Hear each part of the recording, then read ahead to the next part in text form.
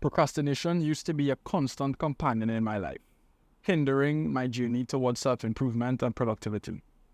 Countless times, I found myself in situations where I knew I had important tasks to complete, yet I was endlessly scrolling through social media, binge-watching TV shows, or simply staring at a blank screen. I know it sounds weird.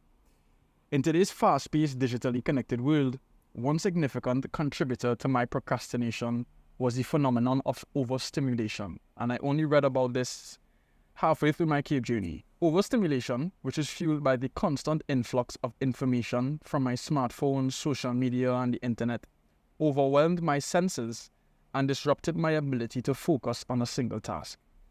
It created a never-ending stream of distractions that made it increasingly challenging to maintain my motivation and stay on track. Another way to look at it too is that it changes your baseline for what is entertaining or what gives you a good feeling.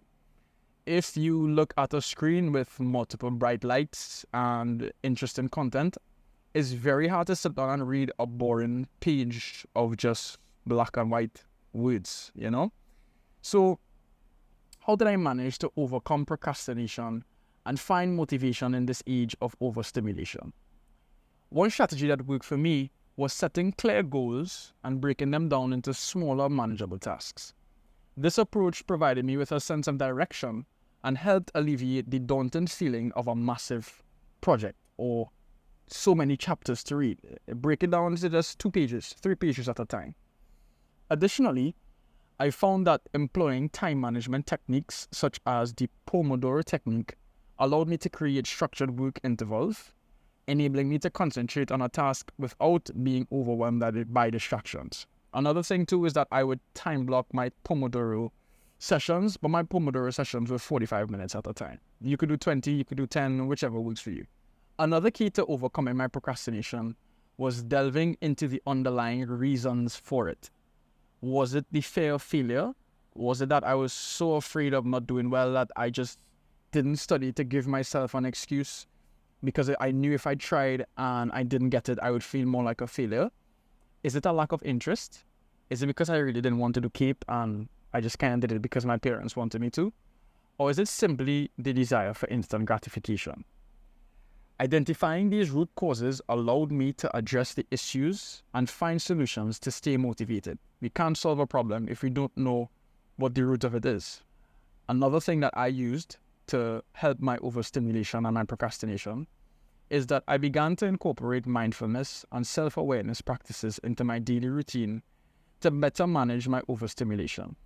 Techniques like meditation and mindfulness exercises helped me regain control over my focus and decision-making processes, allowing me to resist the pull of constant distractions.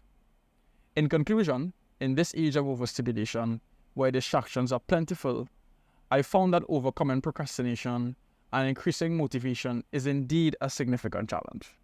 However, by setting clear goals, employing time management techniques, understanding the reasons behind my procrastination, and practicing mindfulness, I've been able to regain control over my productivity and ultimately led a more productive life. Eventually, I went on to top the career in a CAPE. So clearly, these things worked for me. Recognizing the impact of overstimulation was the first step in my journey towards a more productive and self-improved life.